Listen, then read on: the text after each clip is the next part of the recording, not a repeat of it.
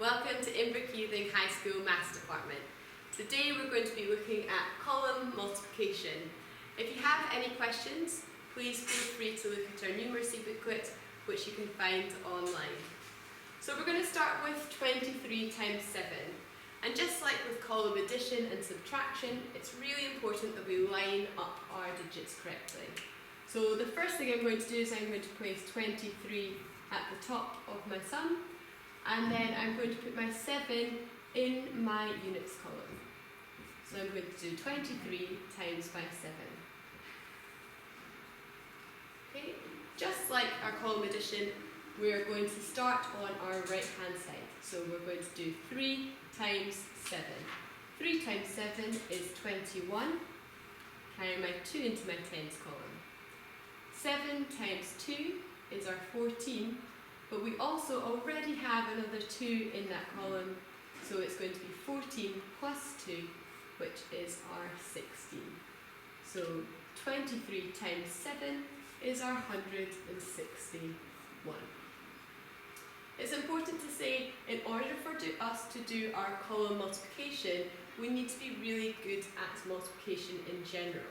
So a very good website for some maths games is multiplication.com, and you can download lots of apps like Penguin Jump Maths online to your phone or tablet or any device, which will help us improve our multiplication skills.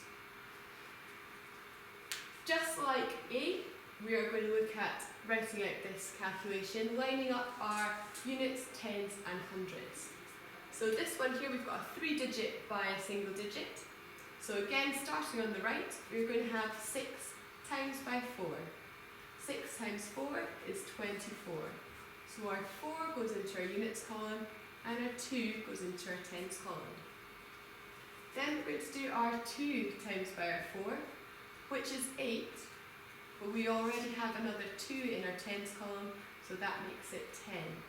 So 0 from our 10 goes into our tens column, and our 1 goes into our hundreds column.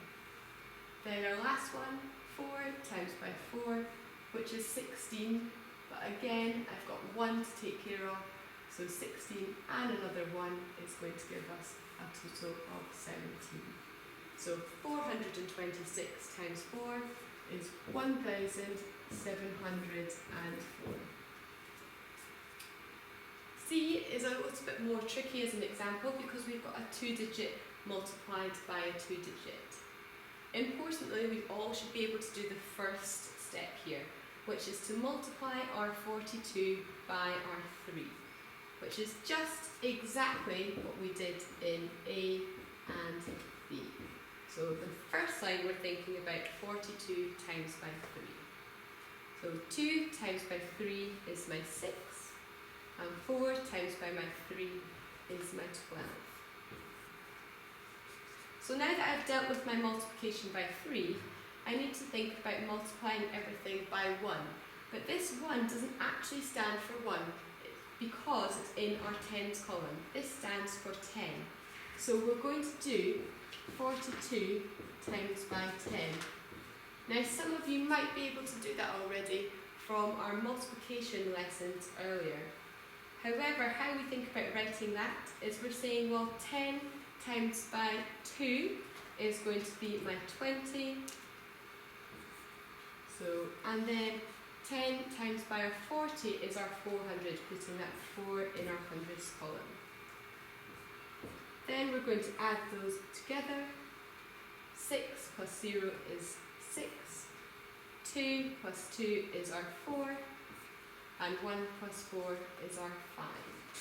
So 42 times 13 is 546.